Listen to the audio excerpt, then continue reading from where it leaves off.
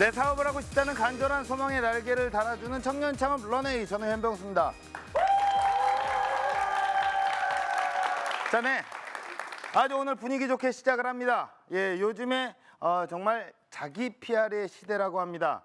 나를 상대방에게 가장 확실하게 알리는 방법, 바로 이미지 메이킹이 아닐까 싶습니다. 창업 전문 방송하면 청년 창업 런웨이입니다. 예, 인정을 하지 않습니까? 맞다고. 예, 그리고 청년 창업 런웨이 하면 바로 현병수가 생각이 납니다. 이건 인정을 안 하시네요. 자, 예, 누군가의 이미지를 만들어주는 오늘의 주인공입니다. 고태용 대표님을 소개합니다. 자, 네, 안녕하세요. 반갑습니다. 네. 아주 많은 여성분들이 환영을 해주시고, 예, 아주 이렇게 첫 느낌이 예사롭지가 않습니다. 네. 선글라스를 끼고, 네. 지금 햇빛이 있는 것도 아니고, 조명이 있죠. 조명이 눈부시고, 뭔가 자유로움이 느껴집니다. 네. 지금까지 만났던 출연자와는 뭔가 다른 분일 것 같다는 생각이 드는데, 네. 어떤 일을 하시는지 약간의 힌트를 좀 부탁드릴게요. 정말 기분 좋게 기분 해주는, 좋게. 정말 하루를 기분 좋게 살 수 있는 네, 그런 일들을 하고 있죠. 그렇습니다. 오늘 네. 제가 또 기분이 좋아지는 것 같습니다. 일단 남자가 남자를 만났는데 냄새부터가 달라요. 네. 뭔가 진한 향기가 느껴오고 향수를 강한 걸 쓰셨네요. 향수를 거의 한 2달에 한 통 정도 쓰는 것 같아요. 예, 네. 도대체 어떤 이미지를 만들고 계시는 분인지 화면을 통해 직접 만나보시죠.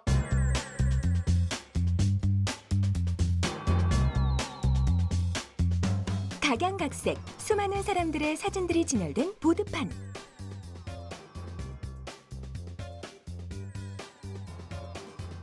그래픽 작업으로 만들어지는 독특한 문양.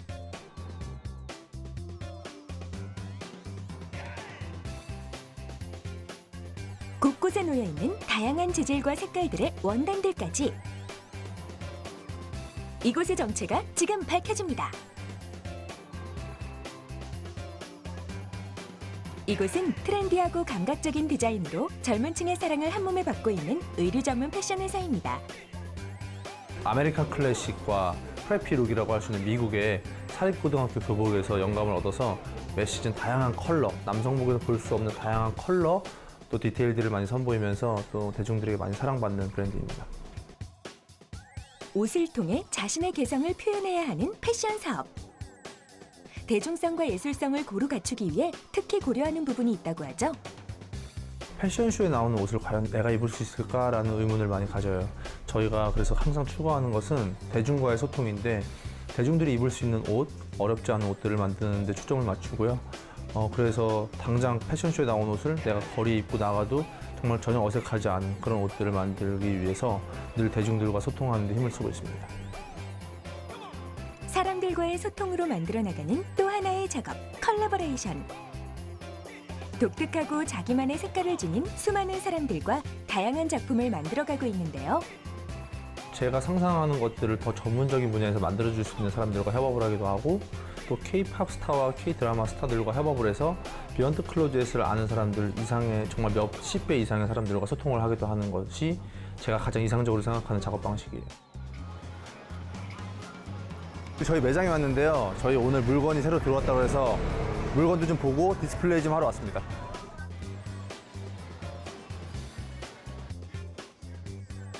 이곳은 상상했던 디자인을 현실에서 직접 만나볼 수 있는 매장입니다. 곳곳에서 젊은 감각이 물씬 풍겨나는데요. 의류에서 자파에 이르기까지 다양한 스타일링을 완성하기 위해 남다른 열정을 쏟고 있는데요. 조금 더 많은 활동과 어떤 그런 것들을 통해서 더 많은 대중들을 만나려고 하는 게 저희 목표입니다. 그래서 더 많은 활동을 통해서 정말 다양한 곳에서 저를 만날 수 있게 열심히 활동하는 그런 디자이너가 되도록 하겠습니다. 패션계의 새로운 역사를 써내려가는 거침없는 도전을 앞으로도 기대하겠습니다. 네, 시작부터 굉장히 예사롭지 않다고 느꼈는데 아주 유명하신 패션 의류 디자이너 분께서 오늘 나오셨습니다. 예, 저도 방송에서 본 적이 있습니다. 네. 예, S본부에서 했던 패션왕이라든가 네. 예, 패션왕 코리아 네, 이런 네. 여러 가지 작품들에 많이 출연을 하셨죠. 네, 맞아요. 예, 현재 우리 대표님이 운영하시는 어떤 패션 업계 그 사업 현황이 어떻습니까? 2008년에 브랜드를 런칭했고요. 2008년에 브랜드 런칭했을 때는 네. 직원도 없었고 어, 예, 혼자 시작을 했고요. 그다음 당연히 사무실도 없었고요. 네, 그래서 저희 집이 인천인데 네, 예, 인천에 있는 제 방에서 처음에 브랜드를 런칭을 했고요. 네, 지금 같은 경우는 내년이 이제 브랜드 런칭한 지 10년 되거든요. 네. 그래서 지금은 직원 40명 정도 오. 있고 개인 디자이너 저희 그 세대에서는 가장 많은 단일 매장 백화점 14개의 전국의 매장 네. 최근에 또 부산 오픈했고요. 그리고 온라인 매장하고 또 저희 같은 경우는 미국, 홍콩, 최근에 제가 베트남도 갔다 왔지만 전 세계에서 비욘드 클로젯을 만날 수 있는 또 편집 매장도 있습니다. 네, 오늘은 런웨이에서 처음 다루는 창업 분야입니다. 예, 패션 디자이너 우리 고태용 대표님의 창업 스토리 지금부터 시작합니다. 26살 때 의상학과에 들어갔어요. 들어가게 된 이유는 하나였어요. 여자가 많은 과를 선택한 거예요. 예. 교수님이 우연히 서울 컬렉션에 가서 레포트를 작성을 해와라. 패션쇼를 보고 느낀 점을 써라. 그래서 패션쇼를 보러 갔는데 마지막에 디자이너가 인사하러 피날레 때 인사하러 나오는 그 짧은 순간에 그 디자이너의 모습을 보면서 굉장히 그 반짝이는 그 순간을 봤던 것 같아요. 세상은 나를 꺾을 수 없다. 소위 말해서 그냥 이 방송이니까 미친놈이라 그래요. 예, 왜냐하면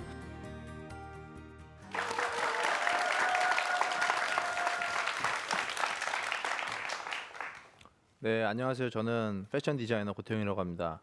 저는 비욘드 클로젯이라는 브랜드를 2008년에 런칭했고요. 해외를 처음 나가본 건 30살 때 처음 나가봤고요. 패션이라는 디자이너라는 직업을 알게 된 건 26살 때 알게 됐어요. 근데 제가 27살 때 어떻게 데뷔를 하게 됐냐면 26살 때 의상학과에 들어갔어요. 26살 때 들어갔는데 딱 들어가게 된 이유는 하나였어요. 여자가 많은 과를 선택을 한 거예요. 예.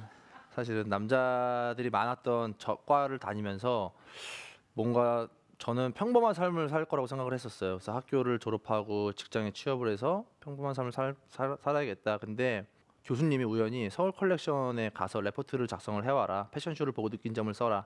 그래서 패션쇼를 보러 갔는데 입장하는 순서가 사실 학생이 제일 마지막이에요. 예, 왜냐하면 서울시에서 초대한 뭐 해외 유명한 바이어들, 프레스들, 그다음에 한국의 셀러브리티들 뭐 이런 분들을 초대하고 입장을 하고 VIP들 입장하면 마지막에 일반 입장하고 학생들 입장을 시키거든요. 그래서 저도 가장 마지막에 입장을 해서 대학교 때 레포트를 쓰기 위해서 들어가서 정말 보이지도 않는 발 뒤꿈치를 들고 봐도 모델 사실 여기서부터밖에 안 보이더라고요. 그래서 그런 쇼를 봤는데 사실 옷을 봤다기보다는 그 쇼장 안에서 느꼈던 어떤 그런 좋은 감성 같은 것들, 굉장히 마음이 뜨거워지는 순간들을 제가 느꼈고요. 마지막에 디자이너가 인사하러 피날레 때 인사하러 나오는 그 짧은 순간에 그 디자이너의 모습을 보면서 굉장히 그 반짝이는 그 순간을 봤던 것 같아요. 그 순간을 보게 되니까 굉장히 내가 그 반짝이는 순간의 주인공이 되고 싶다라는 생각을 하게 됐고요. 제가 해병대를 나왔거든요. 해병대를 나왔는데 거기서 배운 게 사실은 너무 쉬운 말이지만 하면 된다였어요. 그래서 무모할 정도의 추진력을 발휘해서 디자이너를 하려면 어떻게 해야 되는가, 서울 컬렉션에서 하려면 어떻게 해야 되는가를 알아보고 신청을 해서 떳떳하게 심사를 받고 또 그 당시에 뽑혀서 패션쇼를 하게 됐는데요. 뽑혀서 마냥 좋았지만 또 저한테는 굉장히 많은 위기들이 왔었어요. 그 중에 하나가 뭐였냐면 패션쇼를 하기 위해서는 장소가 필요한데 신인 디자이너한테는 쉽게 장소를 내주지 않죠. 그래서 직접 발품을 팔아서 패션쇼를 하기 위한 장소를 찾았는데 정말 제가 가지고 있는 돈이 패션쇼장을 빌릴 수 있을 만큼 많은 돈은 아니었거든요. 되게 우여곡절 끝에 굉장히 싼 값에 패션쇼장을 빌렸어요. 그래서 열심히 옷을 만들어서 패션쇼를 언제 한다라고 사람들한테 공지를 하고 일주일 전에 뭐 옷을 다 만들어서 이제 불과 이틀 남았을 때 리허설 하러 갔는데요. 우연히 그 패션쇼장을 지나가다가 그 갤러리를 대관해 주신 관장님의 와이프 되시는 분이 한국에서 굉장히 유명한 패션 디자이너였던 거예요. 근데 지나가시다가 갤러리에서 뭔가가 하고 있구나 들어와 보셨는데 신인 디자이너가 내일 여기서 패션쇼를 한다라는 얘기를 들으시고서 정확히 아직도 그때 하셨던 말씀이 기억나요. 여기는 너희 같은 애들이 쇼를 할 수 있는 공간이 아니다. 나가라 이렇게 얘기를 하셨어요. 그래서 사실 사람이라는 게 저도 사실 지금 사회생활을 하고 있지만 사람이 하는 일은 다 사람들이 해결을 할 수가 있잖아요. 그렇죠?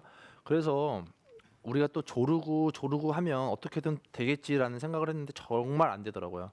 그래서 밤 12시에 쫓겨났고 다음 날 오후 6시에 쇼를 하기 위해서 이미 다 팜플렛도 뿌리고 모든 기자들을 초대를 했는데 주변에서 다 하는 얘기들이 다시 장소를 구해서 우리가 하자라는 생각을 얘기를 많이 하더라고요. 그랬을 때 저한테는 사실 지금 제가 그런 무모할 정도의 추진력이 과연 있을지 모르겠지만 그 당시에는 정말 오기가 생기더라고요. 내가 여기서 만약에 이런 한국의 패션에 대한 현실 때문에 패션쇼를 못하면 앞으로 한국에서 패션을 못할 거라는 생각이 들었어요. 그래서 어떻게든 모든 주변의 모든 인맥을 끌어들여서 정말 되게 적은 금액에 말도 안 되는 커피숍 같은 카페를 빌려서 거기서 다음 날 6시 예정대로 패션쇼를 했는데요. 정말 말도 안 되는 일들이 벌어졌죠. 왜냐하면 원래 장소에 가 있던 기자들, 원래 장소에 가 있던 일반인들 난리가 난 거예요. 왜 패션쇼장을 자기가 무슨 세계적인 마크 제이콥스도 아니고 왜 쇼장을 바꾸는 해프닝을 벌였냐부터 해서 난리가 났는데 사실 저만의 어떤 그런 스토리가 있었고 사실 그런 스토리에 대해서 그들한테 해명하진 않았어요. 왜냐하면 사실 모든 일은 제가 만들었고 저한테서 비롯된 일이니까요. 그래서 쇼를 정말 했는데 그때 쇼가 사실 저는 아직도 제일 기억에 남아요. 그래서 저한테는 위기였지만 사실 그때 쇼에 대한 컨셉이 프레피 룩이라고 해서 지금은 한국에서 굉장히 흔한 룩이라고 할 수 있지만 영국 그리고 미국 사립고등학교의 교복에서 모티브를 얻어서 굉장히 그 교복 같은 느낌의 일상복을 만드는 룩이었거든요. 패션쇼를 보고 사실은 서울시에서 저를 한번 보러 왔던 거예요. 어린애가 패션쇼를 하는데 어떻게 하나 보러 왔는데 쇼가 너무 좋아서 그리고 정말 그 같이 데려온 해외 기자들이 쇼를 너무 좋아해서 사실 저는 그 다음부터는 심사를 안 받았어요. 예. 그리고 또 사실 그때 옷을 보고 여러분들 기억하실지 모르겠지만 꽃보다 남자라는 드라마가 한국에서 시작이 됐죠. 그때 드라마를 할 때 저한테 컨택이 왔었어요. 그래서 제가 대중들에게 F4의 의상을 디렉팅하면서 굉장히 많이 알려지게 됐던 거죠. 또 한 번의 위기라고 할 수 있지만 사실 이건 뭐냐면 패션쇼를 하는데 돈이 필요하거든요. 제일 먼저 피날레 때 인사를 이제 디자이너가 패션쇼가 끝나고 인사를 하러 나오잖아요. 그럼 사람들이 되게 멋있다고 생각을 하죠. 그러면서 제일 많이 인터뷰 때 생각하는 게 무슨 생각 아니에요. 마지막에 인사하러 나와서. 근데 저는 정말 무슨 생각했냐면 두 번째 쇼는 무슨 돈으로 해야 되지? 라는 생각을 했거든요. 그래서 그때 했던 것들 중에 하나가 그냥 소비자를 저라고 생각했었어요. 내가 다른 사람 패션쇼에 가서 옷이 너무 이쁘면 그 옷을 바로 살 수 있진 않았어요. 왜냐하면 디자이너들은 한 시즌 먼저 패션쇼를 하잖아요. 그래서 제가 3월 달에 이제 조금 있으면 봄이지만 3월은 보여줬던 옷은 10월에 이제 출시가 돼요. 가을 겨울 옷을 출시를 하거든요. 근데 그걸 역으로 이용해서 데뷔했을 때 뭘 했냐면 패션쇼 때 만들었던 옷을 패션쇼가 끝나고 바로 일주일 후에 샘플 모델이 입었던 옷을 판매가의 50% 세일한다는 취지의 샘플 세일을 해서 만든 원가만 받고 팔았거든요. 근데 사실 그 옷을 제가 거의 일주일 만에 다 팔았어요. 그만큼 소셜 네트워크도 많이 사용을 했고 마케팅을 많이 했던 거죠. 글쎄요, 제가 지금까지 이 직업을 계속 할 수 있었던 건 저한테 닥친 그 힘든 위기가 사실 내일 제가 기대하는 설레임보단 작았던 것 같아요. 예, 오늘 너무나 힘든 저한테 일이 있어도 내일 또 내가 나가서 어떤 옷을 만들고 어떤 디자인을 하고 어떤 작업들을 해야겠다는 설레임이 사실 너무나 컸기 때문에 그런 위기들이 사실 저한테는 큰 문제가 되지 않았고요.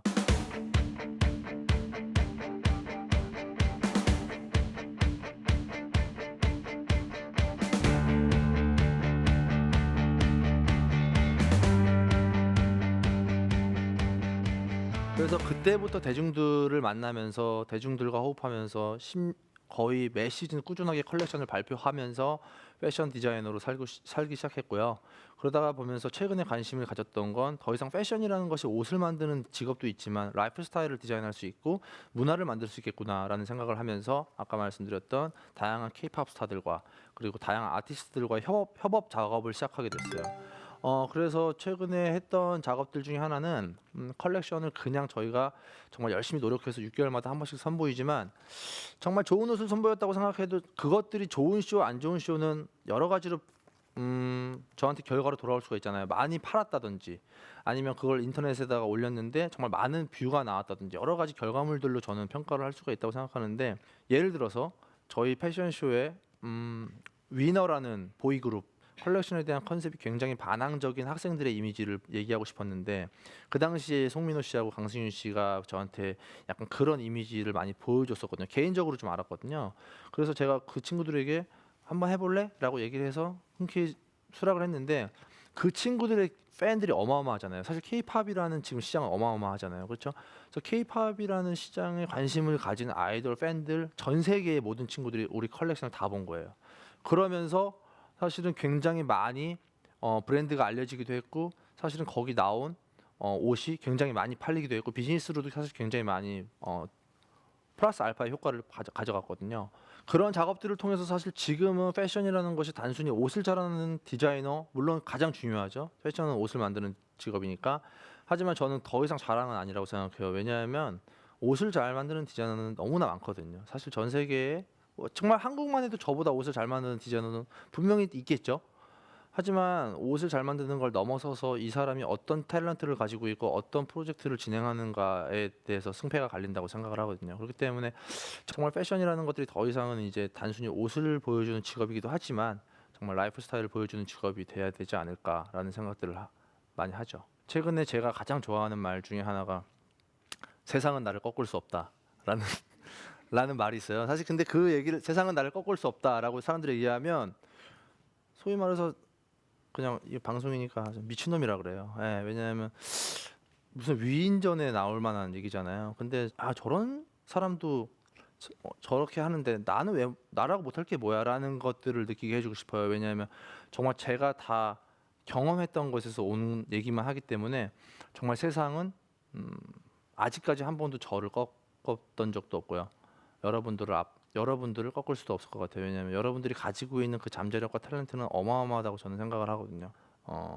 상상할 수 없는 건 절대 현실이 될 수가 없어요. 왜냐하면 저는 그래서 매일매일 상상을 하는 거예요. 정말 죽이는 옷을 만들고 정말 사람들이 완전 막 열광하는 컬렉션을 하는 최고의 디자이너가 되는 저의 모습을 정말 매일 밤 누워서 자기 전에 상상을 해요. 어떻게 보면 이미지 트레이닝일 수도 있고 근데 저는 항상 매일매일 정말 최고의 것들만 상상하거든요.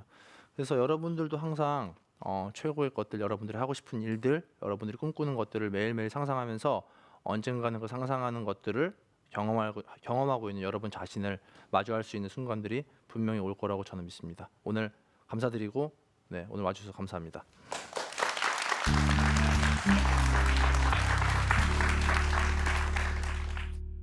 네, 강연 잘 들었습니다. 예, 뭐 정말 최연소로 데뷔를 하셔서 뜨거운 주목을 받고 계셨습니다.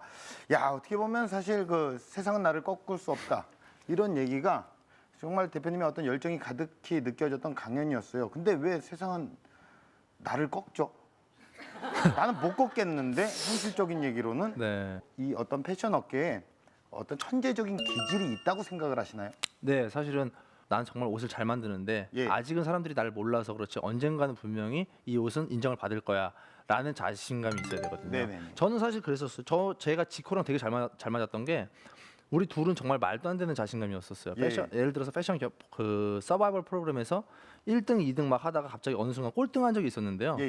우리는 우리의 옷이 우리가 이번에 옷을 잘못 만들었나 이렇게 얘기하기보다는 오늘은 방청객 뜻 수준이 조금 아닌데 약간 이렇게 우리는 그렇습니까? 농담처럼 얘기했거든요. 그러니까 그런 것처럼 사실 내가 디자인하는 것에 대한 명확한 자신감이 저한테는 사실 제일 중요했던 것 같아요. 네, 오늘은 뭐 강연의 포인트가 아닐 수 없습니다.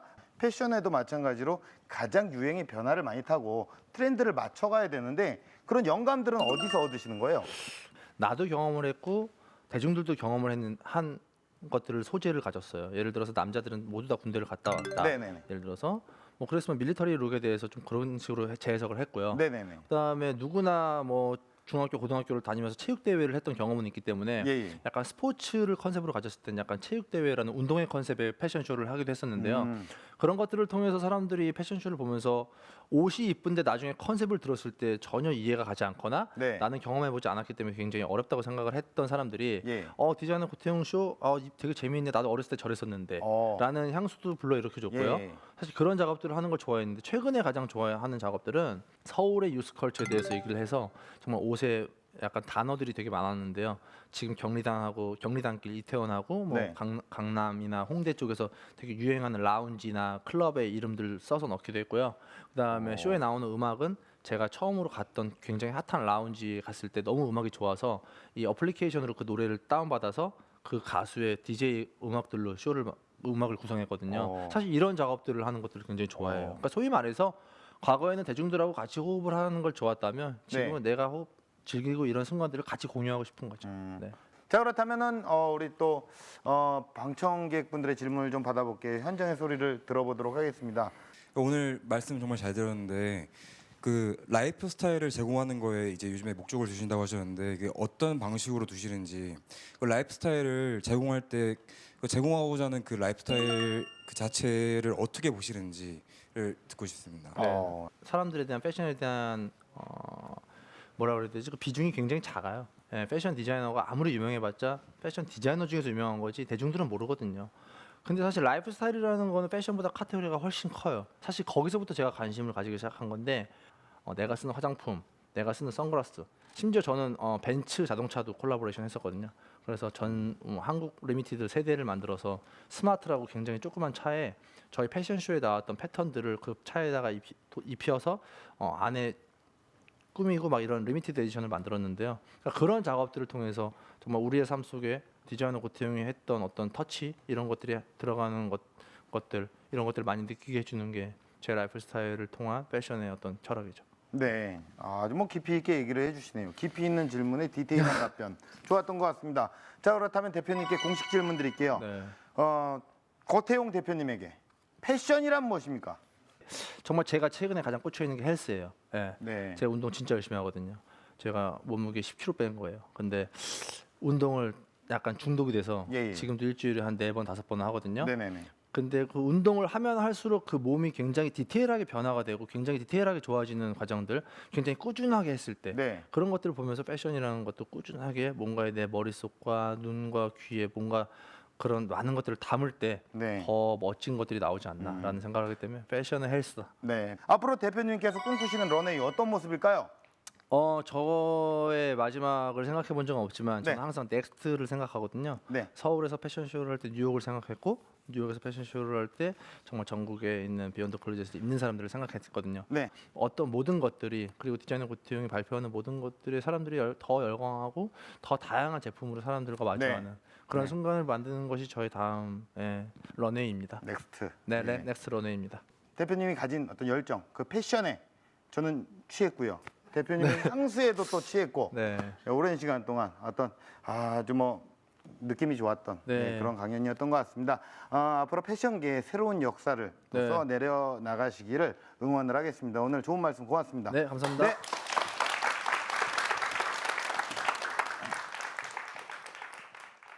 네, 여러분 혹시 지금 세상이 어떤 여러분들이 규정한 굴레 속에 갇혀 있지는 않으십니까?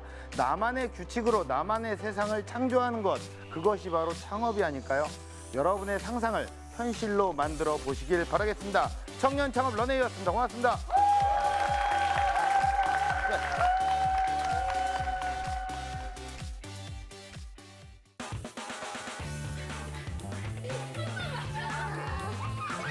조용해야 할 도서관에서 뛰어노는 아이들.